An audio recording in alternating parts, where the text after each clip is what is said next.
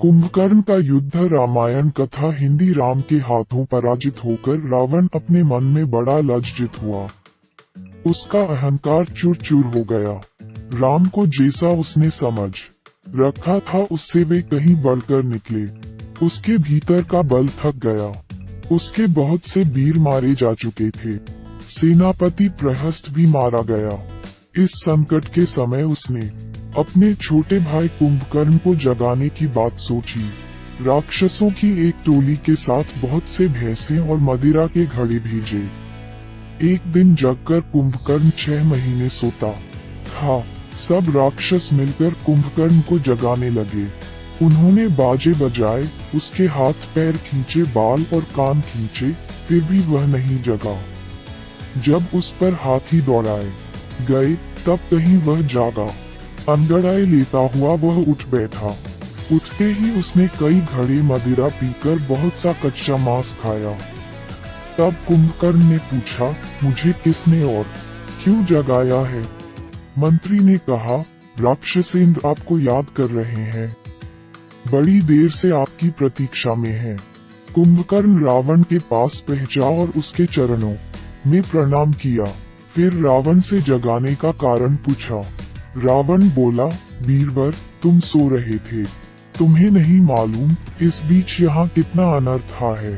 राम की वानर सेना समुद्र पर पुल बनाकर लंका में आ गई है और वह नगर का घेरा डाले पड़ी है। कई दिन से युद्ध चल रहा है। हमारे अनेक बड़े बड़े वीर मारे गए हैं। सेनापति प्रहस्त भी वीर गति को प्राप्त हुए। अब तुम्हारा ही सहारा है। कुंभकर्ण हंसा और बोला, हमने तुम्हें पहले ही बताया था कि बुरे कर्मों का फल बुरा ही होता है। तुमने हमारी बात पर कोई ध्यान ही नहीं दिया। मंदोदरी और विभीषण की सलाह को भी तुमने ठुकरा दिया। रावण कुछ रुष्ट सा होकर बोला, भाई, मैं तुम्हें उपदेश सुनाने के लिए नहीं जगाया। जो हुआ सो हुआ। मुझे तुम्हारे पुरुषार्थ की जरूरत है। तुम्हारे पुरुषार्थ से ही मेरा संकट दूर हो सकता है। कुंभकर्ण को रावण पर दया आई। उसने कहा, तुम चिंता न करो, अब मैं रणभूमि को जा रहा हूँ। राम लक्ष्मण को मारकर तुम्हें सुखी करूँगा। कुंभकर्ण की बात सुनकर रावण प्रसन्न हुआ और उसकी वीरता की प्रशंसा करके युद्ध के लिए उसे विदा किया। हाथ में एक बड़ा सा त्रिशूल लेकर कुंभकर्ण दुर्ग के बाहर आ गया। कुंभकर्ण को देखते ही वानर सेना में भगदड़ मच गई। भगद ने बड़ी कठिनाई से उनको रोका। वे उस पर बड़े बड़े वृक्ष और बड़ी बड़ी शिलाएं फेंकने लगे। शिलाएं उसके शरीर में ऐसे लगती जैसे हाथी को आग फल की चोट लगे। कुंभकर्ण की सेना से तो जहाँ तहाँ वानर वीर भिड़ गए, पर उसके सामने आने का कोई साहस न करता। हनुमान आगे बढ़े। उन्होंने बड़ी भारी शिला फेंककर उसे थोड़ा सा घायल किया।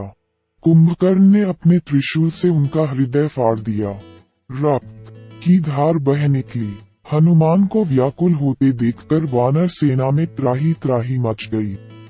कुंभकर्ण ने अनेक प्रमुख वानर वीरों को मारकर अचेत कर दिया। तब भगद आगे बढ़े। कुंभकर्ण के वार को बचाते हुए उन्होंने उसकी छाती में घूंसा मारा। थोड़ी देर के लिए कुंभकर्ण मूर्छित हुआ। फिर उसने अंगद और सुग्रीव दोनों को अचेत कर दिया। सुग्रीव को पकड़कर वह लंका की ओर ले चला। मार्ग में सुग्रीव की मूर्छा टूटी। उन्होंने अपने पैने नखों और दांतों से उसके नाक कान काट डाले और सीना फाड़ दिया। रक्त बहता देखकर कुंभकर्ण ने सुग्रीव को उछालकर पृथ्वी पर दे मारा। वे तुरंत उठकर भागे। कुंभकर्ण भी लौट पड़ा और वानर सेना पर टूट पड़ा। अब लक्ष्मण कुंभकर्ण से युद्ध करने लगे। लक्ष्मण की बाण वर्षा से कुंभकर्ण प्रसन्न हुआ। वह लक्ष्मण से बोला, वीरवर, तुम युद्ध विद्या में प्रवीण हो। मैं मान गया। अब मुझे राम के सामने पहुँचने दो। मैं अब उन्हीं को मारना चाहता हूँ। लक्ष्मण ने संकेत से राम को दिखा दिया। राम तैयार खड़े थे। युद्ध छिड़ गया। दाहिने हाथ में कुंभकर्ण एक भारी मूंग लिए था। एक दिव्य बाण चलाकर राम ने कुंभकर्ण की वह भुजा काट दी।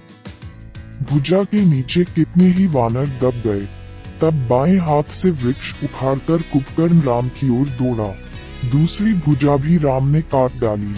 तब वह मुंह फाड़कर राम की ओर दौड़ा। राम ने उसके दोनों पैर काट डाले, फिर भी वह नहीं मरा। तब श्रीराम ने एक बाण से उसका सिर धड़ से अलग कर दिया। वानर सेना में श्री राम की जय जयकार होने लगी। बची खुची राक्षस सेना लंका की ओर भाग गई।